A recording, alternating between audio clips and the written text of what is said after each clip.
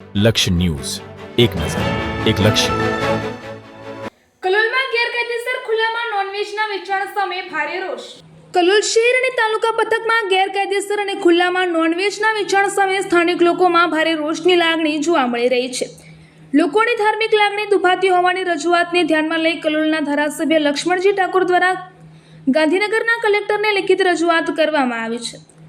ધારાસભ્યશ્રીએ રજૂઆતમાં જણાવ્યું છે કે કલોલ પંથકના સ્થાનિક રહીશો તરફથી વારંવાર ફરિયાદો મળી રહી છે કે શહેર અને તાલુકાના અનેક વિસ્તારોમાં મોટી સંખ્યામાં શાકાહારી પરિવારો, વડીલો તેમજ ધાર્મિક સ્થળો અને નાની મોટી હોસ્પિટલો આવેલી છે.